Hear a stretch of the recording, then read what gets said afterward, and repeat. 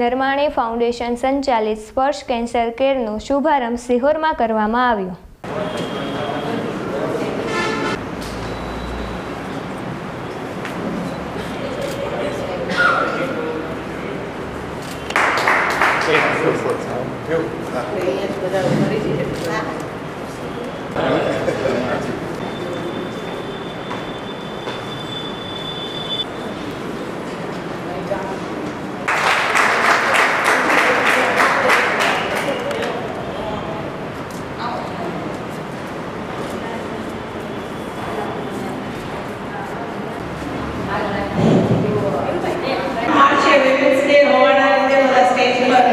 બધા women empowerment હિસાબે પટનાણી છે જે અમારા સ્પર્શ કેન્સર શહેરમાં દક્ષાબેનને વિનંતી કરી કે તેઓ સ્ટેજ પર એમને હિમાચલભાઈ, જયંતભાઈ, નેહલભાઈ અને ભરતભાઈ એમને શાલ ઉડાડીને સન્માન કરશે.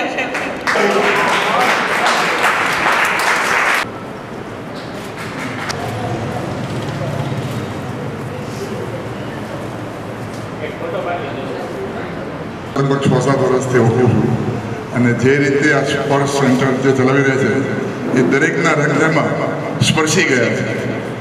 હું બહુ સ્પષ્ટ કહું એટલા માટે કે the way she is doing the work.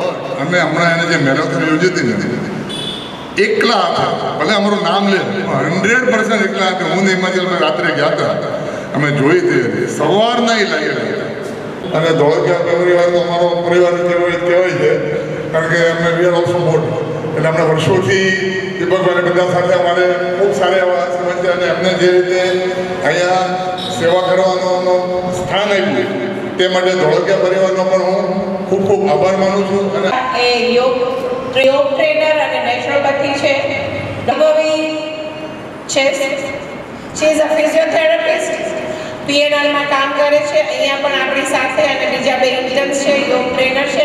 એની દીકરીને એક્ઝામ હોવાના લીધે આવી નથી શકી. ઈશ્વરની કૃપા વગર શક્ય ન બને.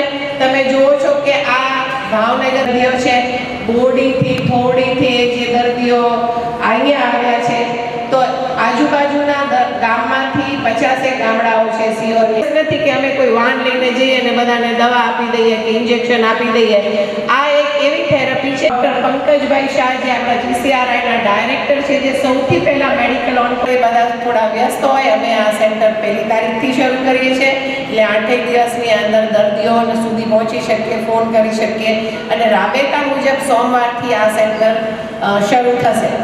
આની અંદર સૌથી અગત્યનું છે કે અમે લોકોને એક ઉકાળો આપીએ છીએ જેની અંદર કેસરના સ્તર હોય, બરાબર, જેથી તમારા જે કેન્સરના પેશન્ટનો એસિડિક હોય એ લોકોને સાઈડ ઇફેક્ટ જે કીમોથેરાપીની હોય એ ઓછી થઈ જાય.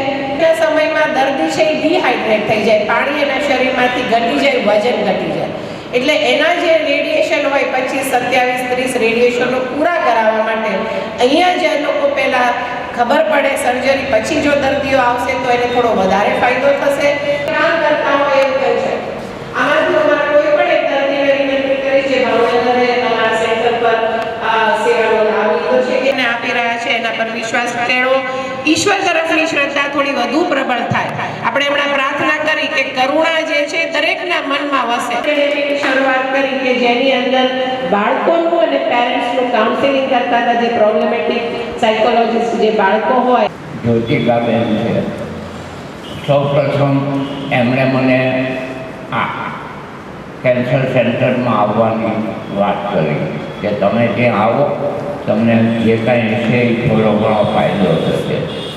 પછી ત્યાં જે સેન્ટર છે એના ઉપર માધુરીબેને, પછી જે મિહિરભાઈ કે જે ફિઝિયોથેરાપી છે એ લોકોએ મને ખૂબ જ સહકાર આપ્યો અને મારી જે યાત્રા ત્યાંથી શરૂ થઈ એ હું માનસિક રીતે ભાંગી પડ્યો હતો.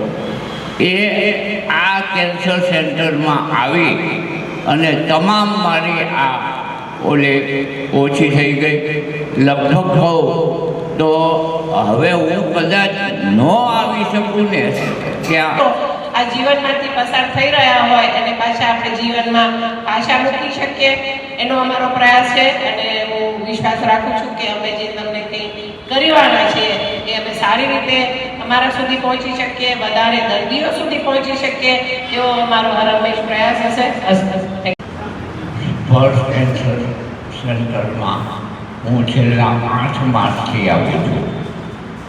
ત્યાં જે એક નાના મસ્તા ડોનેશન રૂપે હંસાબેન પતનાની તરફથી 5000 રૂપિયા સેન્ટરને ડોનેશન રૂપે આપે છે. એ બદલ એમનો આભાર માનીએ છીએ અને હિમાચલભાઈને વિનંતી કરીએ પ્રસંગોચિત ઉદ્બોધન માટે. પુરુષોત્તમભાઈ, સ્વર્ગીય પુરુષોત્તમભાઈ મણીલાલ અને રમણીકલાલ મણીલાલનો આત્મા જે જ્યાં કોઈ જગ્યાએ હશે ત્યાં મને એવું લાગે છે કે ખૂબ રાજીપો વ્યક્ત કરતા હશે. કારણ કે મરજી હોલ જે ધોળકિયા પરિવારે જે વર્ષો પહેલા જે સ્થાપ્યો અને અનેકવિધ પ્રવૃત્તિ માટે આ હોલનું બેન હું તો સાક્ષી છું. ઘણી બધી મિટિંગો અમે લાયન્સ ક્લબથી લઈને શૈક્ષણિક મિટિંગો, પછી સંગીતની, એ બધું ઘણી બધી પ્રવૃત્તિઓ અહીંયા શરૂ થઈ.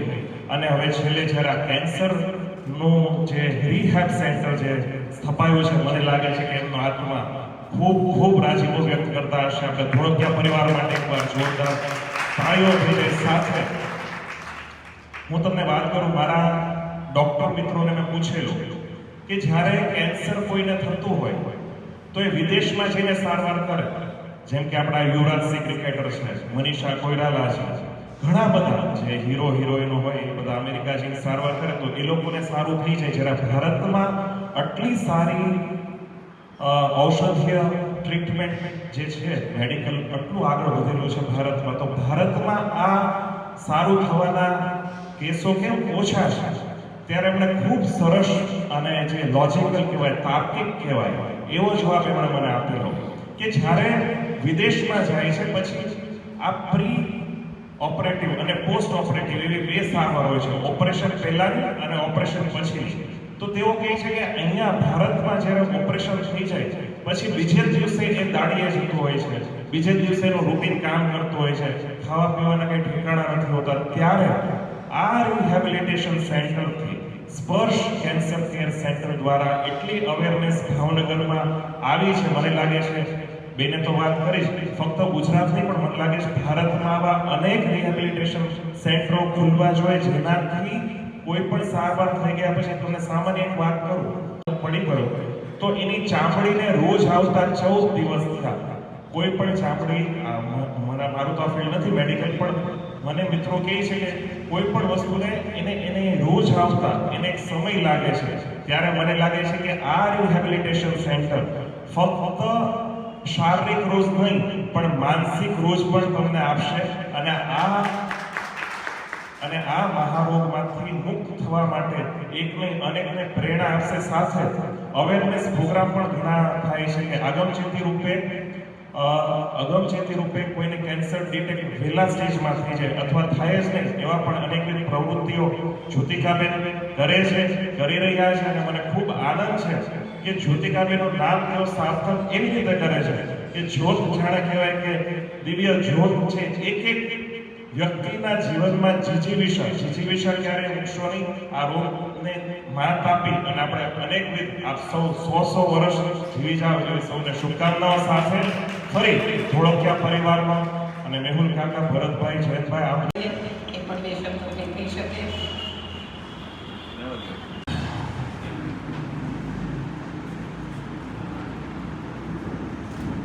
તખુભાઈ સાંડસુ, પત્રકારત્વ, પર્યાવરણ, શિક્ષણ, ધર્મ, સાહિત્ય, તેમની સાથે જોડાયેલો આ ચહેરો છે. અને આજે આ કાર્યક્રમમાં હું આવી શક્યો છું, ઉપસ્થિત રહી શક્યો છું, એનો મને આનંદ છે.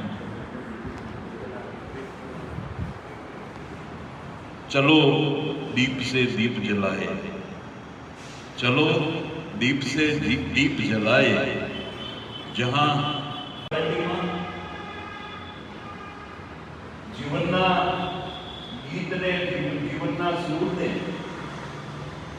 જિલ્લામાં નબળા સાબિત થઈ રહ્યા છે એવા લોકોના જીવનમાં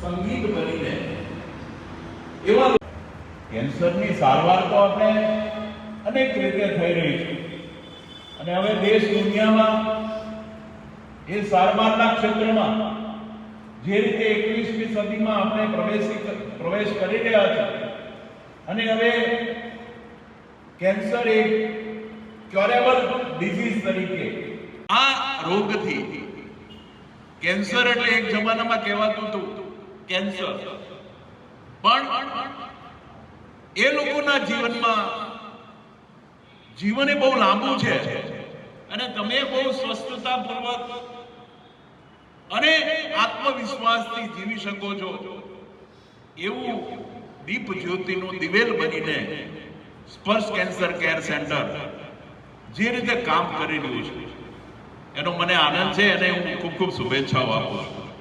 અહીંયા ભાવનગરથી દૂર હટીને મહાનગરના ક્ષેત્રમાં તો આપણે કામ કરતા રહ્યા છીએ, પરંતુ સિહોર જેવા નાના એવા નગરમાં કે જે નગરમાં એ આ મારી દ્રષ્ટિએ ભાવનગર કરતા પણ બહુ મહત્વનું નગર છે, કારણ કે ભાવનગર જિલ્લાની જે ભૂગોળ છે એ ભૂગોળમાં તમે આ નગરને જ્યારે જુઓ છો એ ભૂગોળમાં આપણે એ બહુ કેન્દ્ર બિંદુ તરીકે સિહોરને જોઈ રહ્યા છીએ. ત્યારે અહીંયા આ સેન્ટર આજે આરંભ થઈ રહ્યો છે, એનો દીપ જ્યોતિ પ્રગટી રહ્યો છે, એ માટે હું મારો રાજીપો વ્યક્ત કરું છું. અહીંયા આ સેન્ટર દ્વારા અનેક લોકોના જીવનમાં, અનેક એવા ભાઈ બહેનોના જીવનમાં એક નવો સંચાર થશે, નવી ક્રાંતિ થશે અને એમના જીવનમાં આપણે વધુમાં વધુ આત્મવિશ્વાસ છે આપી શકશું. તો મને લાગે છે કે આ ક્ષેત્રમાં બહુ મોટું કામ થશે. હું અહીંયા મારી આ સેન્ટર માટે ખૂબ ખૂબ શુભેચ્છાઓ આપું છું. ફરી આ કાર્યની અંદર જોડાયેલા તમામ કાર્યકર્તા ભાઈ બહેનો અને આપણા તબીબી જગતના અનેક મહાનુભાવો, આપણા સામાજિક કાર્યકર્તા હોય, હિમાચલ ભાઈ હોય કે વડોદરિયા સાહેબ હોય, બધાને હું ખૂબ આવકારું છું, એમના કાર્યને બિરદાવું છું. Thank you very much. હું ડૉક્ટર નેહલભાઈને વિનંતી કરીશ કે તેઓ આ પ્રસંગે કહી શકે.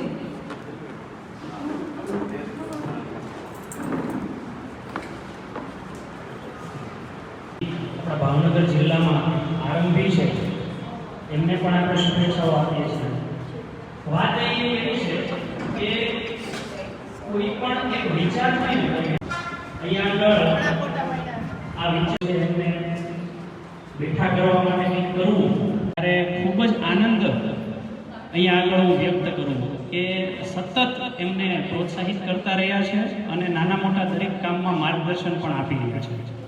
બીજું એક બહુ મજાની વાત એક એવી છે કે જ્યોતિકાબેનની આપણને ઘણીવાર ઈર્ષ્યા પણ આવે. એ ઈર્ષ્યા એટલા માટે આવે કે એમનું ફ્રેન્ડ સર્કલ, આપણે એવું કહીએ ને કે મિત્રો એવા હોવા જોઈએ કે જે આપણી સાથે રહે. મેં જોયું છે, હું 6 મહિનાથી એમના પરિચયમાં આવ્યો છું અને એમના જે બહેનપણીઓ છે, સખી મંડળ આખું, એ સતત એમની સાથે ખભે ખભો મેળવીને આ બધા વિચારોમાં કાર્યરત છે. તો આ જ રીતે સતત પ્રભુ એમને સહાય કરતા રહે.